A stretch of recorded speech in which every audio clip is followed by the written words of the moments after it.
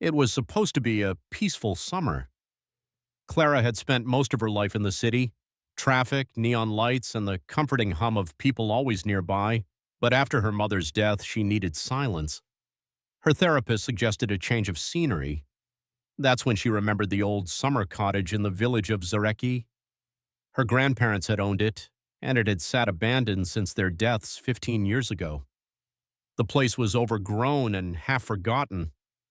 Her mother never spoke of it much, just that they used to spend long summers there until something changed. Clara, barely 10 the last time they visited, remembered chasing fireflies and eating berries straight from the bush, not fear or discomfort. So she packed her laptop, a few books, and drove the 3 hours out of Moscow to see if the place could offer the peace she craved.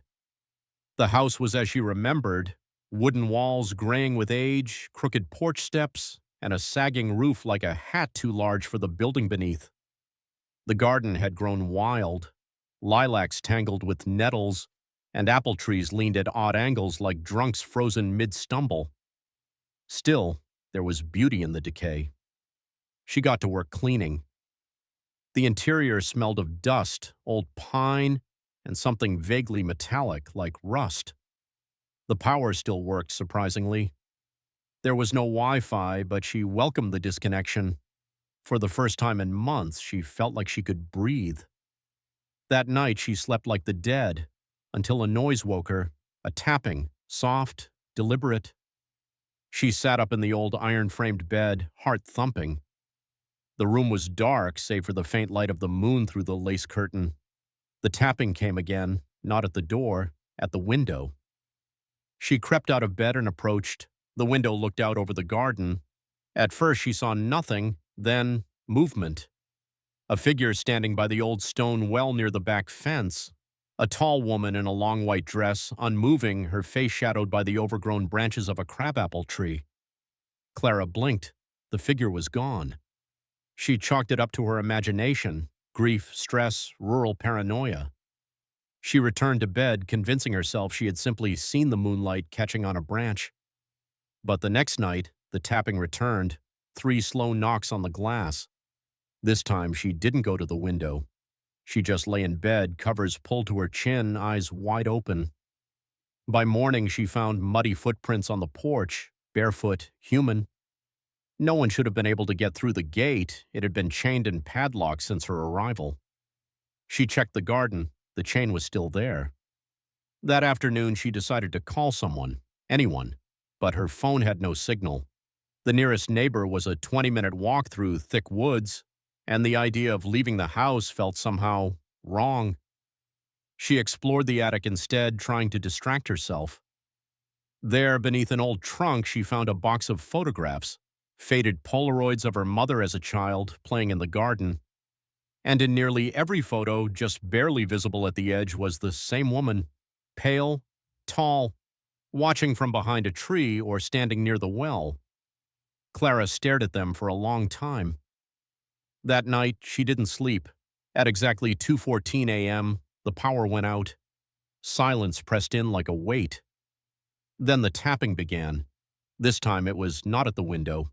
It was coming from the walls, as if fingernails were being dragged along the inside of the house. Clara lit a candle. She clutched her mother's locket around her neck and whispered her name as if it would somehow keep her safe. The candle flickered. The air grew cold. From the hallway came a whisper, "Come back." She stood frozen. The voice came again, closer. "I remember you, little one." Her breath caught in her throat.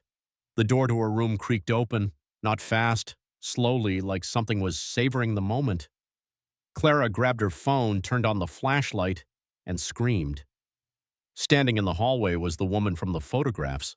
Skin pale as bone, eyes wide, black, empty.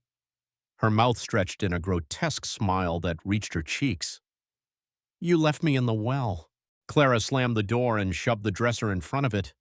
The woman didn't try to enter. Instead, she began to weep. Soft, pitiful sobs that filled the house.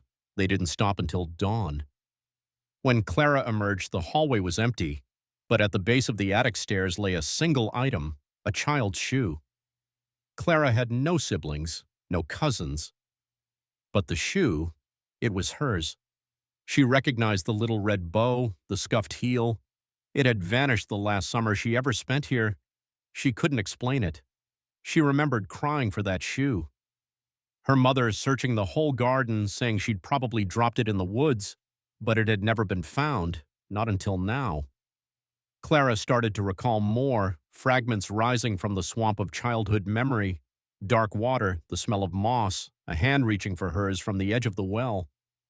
And then her mother screaming, pulling her away, telling her never to go near the garden again. She had seen the woman before, and something told her this spirit hadn't just appeared now. It had been waiting, waiting for Clara to return. That night, she didn't stay inside. She took the shoe, a flashlight, baesia, and the old box of photographs. She went out into the garden, her breath fogging in the summer air. The moon was huge and red behind the trees. The wind had died. Everything was too still. The well stood like a throat in the earth, choked with weeds, covered in rotten boards. Clara knelt beside it. "I remember you," she whispered. "Who are you?" The wind answered, not with words, but with a deep, mournful sigh that seemed to rise from the ground itself. And then, movement. A hand slipped between the broken boards, white, thin, with long, dirty fingernails. Clara didn't run. She wanted to understand. The hand gestured, pointing toward the box of photos. She opened it and slowly dropped them one by one into the mouth of the well. The wind grew stronger. A low hum began to rise around her. The trees shook. Her candle flickered out. Then the hand vanished, and so did the pressure. The feeling of being watched dissolved into the air. The garden felt empty again, for the first time. She slept that night without dreams.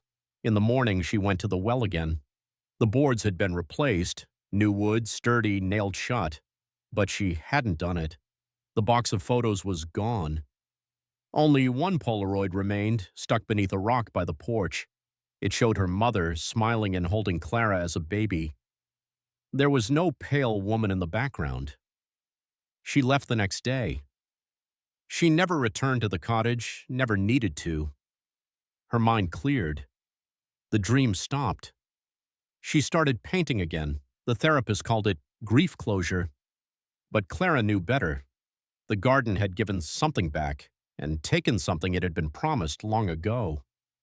Still, on quiet nights, when the wind turns warm and the world goes still, she sometimes dreams of the well. And in the dream, the woman says, "Don't forget me again."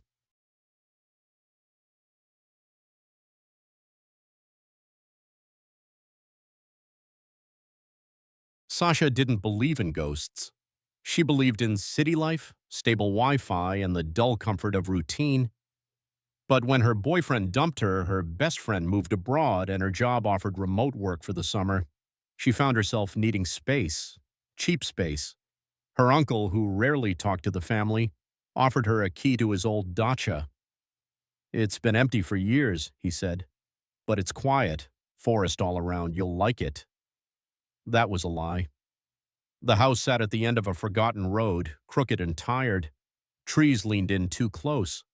The wooden gate screamed when it opened, and the windows looked more like eyes than anything man-made. The attic window in particular unsettled her. It was small and round like a porthole, and it faced the forest. "I'll only be here a few weeks," Sasha told herself as she stepped inside. The air inside was stale and heavy, old furniture under dusty sheets, cobwebs like lace draped across corners. But she brought candles, a power bank, and her laptop. She could survive this, maybe even enjoy it. The first night was uneventful, if you didn't count the scratching, somewhere in the ceiling, like something small pacing.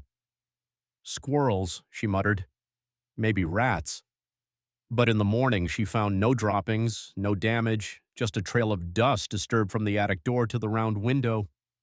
She didn't remember opening the attic door. By the third day, she stopped working. She couldn't focus. There was a pressure in the air, subtle but constant, like the whole house was holding its breath, and always that feeling that someone was watching her, especially from above. She climbed to the attic once, flashlight in hand. Dust so thick it clung to her lungs. Nothing but old trunks and a child's rocking horse. The window was closed. But she couldn't help noticing the inside of the glass was smudged, like someone had pressed their face against it from within. That night she dreamed of a girl, thin, pale, wearing a nightgown, standing just behind the attic window, tapping the glass with a single nail. In the dream, Sasha stood in the garden, unable to move as the girl stared down at her with pitch-black eyes. She woke up gasping. The window was rattling. There's no wind, she thought. The next day she wanted to leave. She packed, but the gate wouldn't open. The metal latch was rusted solid.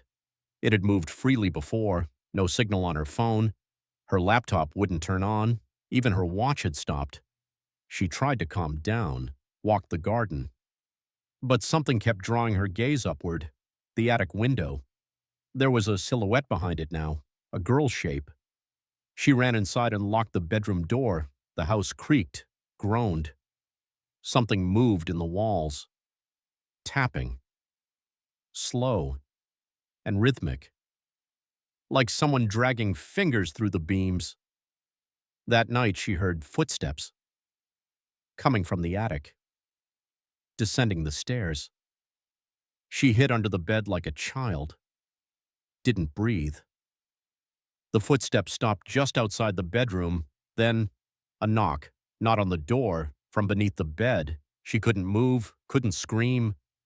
Then the voice came, soft, childlike, right by her ear. "Can I come in now?" She passed out.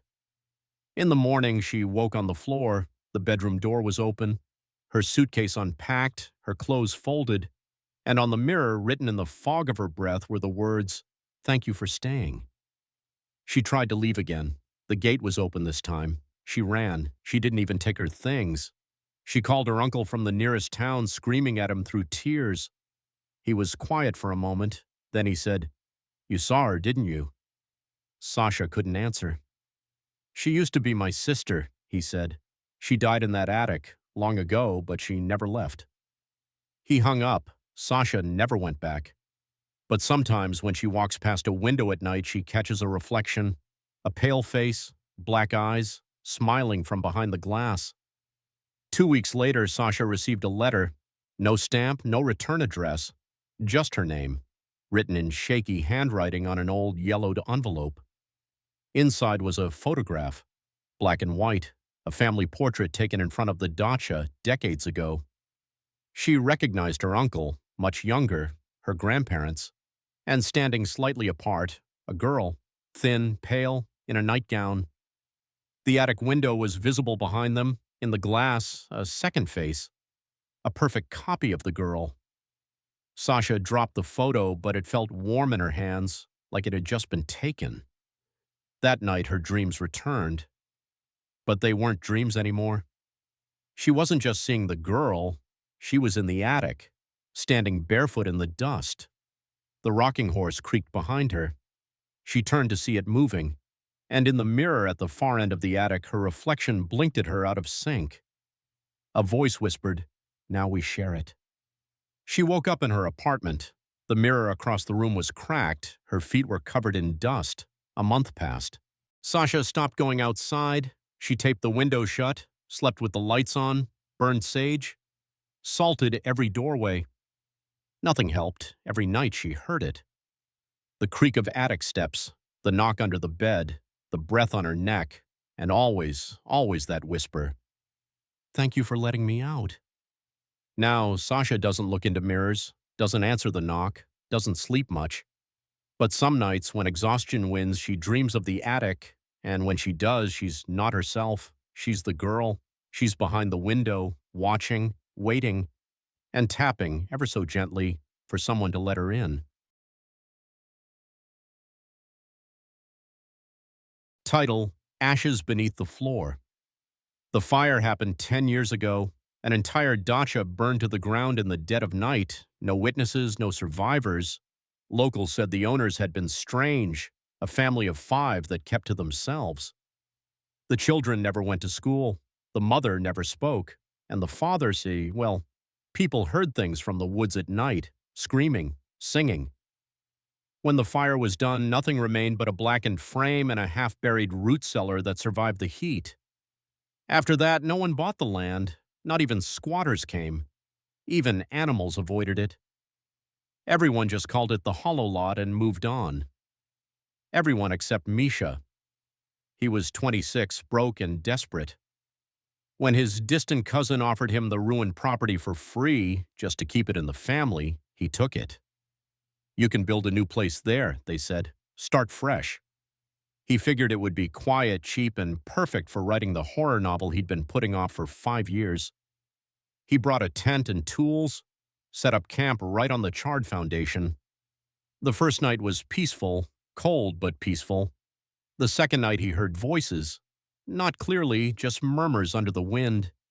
He assumed it was animals or the trees settling, but when he unzipped the tent, the world outside was still, too still, and the ground smelled like ash.